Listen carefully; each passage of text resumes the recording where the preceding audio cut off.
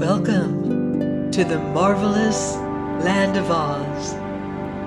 I'm Mardell, reading Ozma of Oz by L. Frank Baum.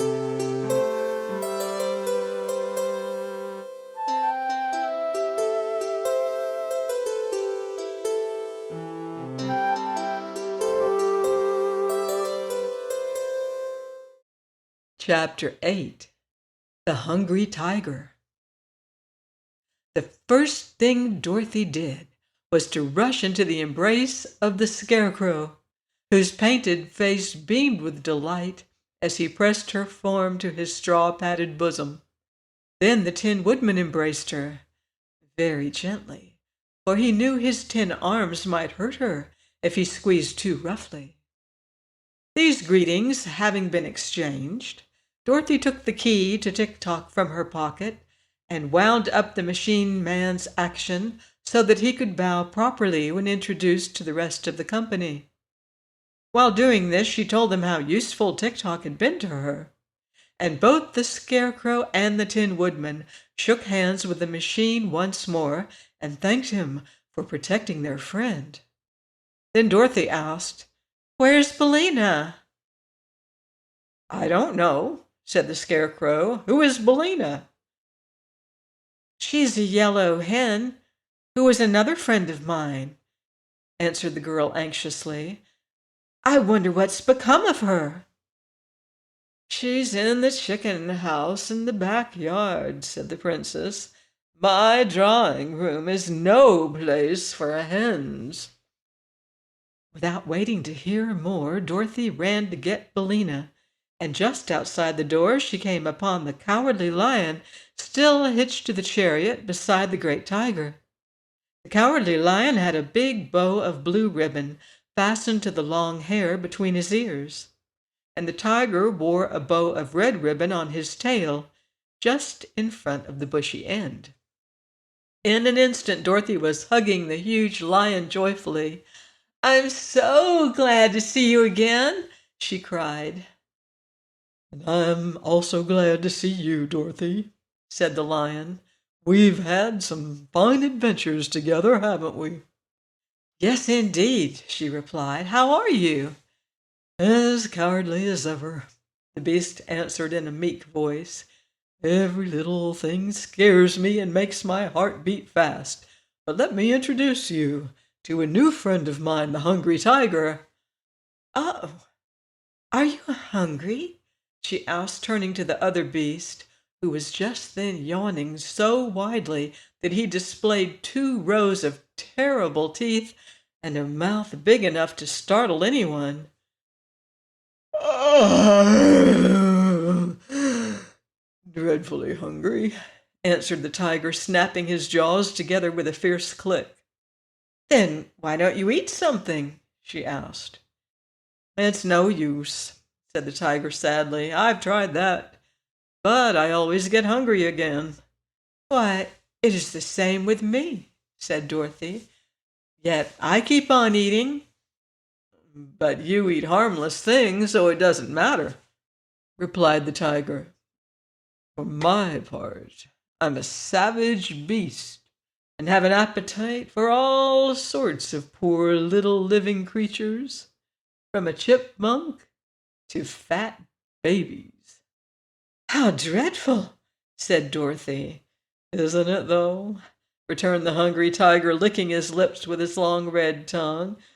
"Fat babies! Don't they sound delicious? But I've never eaten any because my conscience tells me it is wrong. If I had no conscience, I would probably eat the babies and then get hungry again, which would mean that I had sacrificed the poor babies for nothing.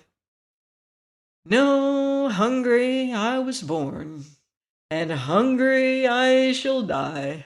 But I'll not have any cruel deeds on my conscience to be sorry for."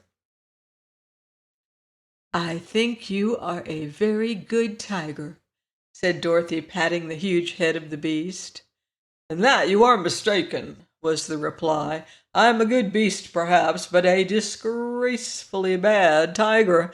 for it is the nature of tigers to be cruel and ferocious, and in refusing to eat harmless living creatures, I am acting as no good tiger has ever before acted. That is why I left the forest and joined my friend the Cowardly Lion." "But the lion is not really cowardly," said Dorothy. "I have seen him act as bravely as can be."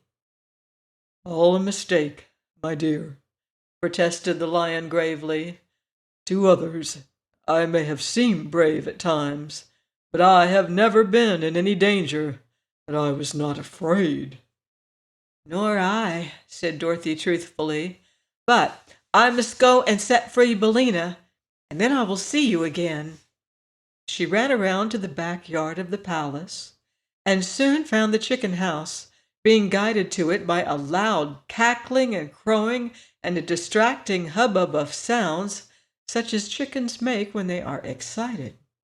Something seemed to be wrong in the chicken house, and when Dorothy looked through the slats in the door, she saw a group of hens and roosters huddled in one corner and watching what appeared to be a whirling ball of feathers. It bounded here and there about the chicken house, and at first Dorothy could not tell what it was, while the screeching of the chickens nearly deafened her.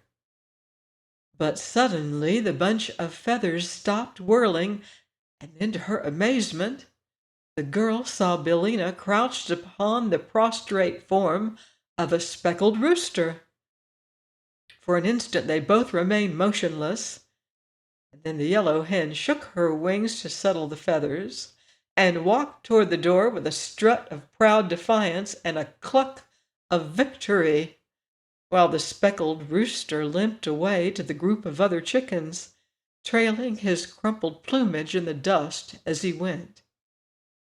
"Why, Billina!" cried Dorothy in a shocked voice. "Have you been fighting?" "I really think I have," retorted Billina. "Do you think I'd let that speckled villain of a rooster lord it over me and claim to run this chicken house as long as I'm able to peck and scratch? Not if my name is Bill." "It isn't Bill, it's Billina.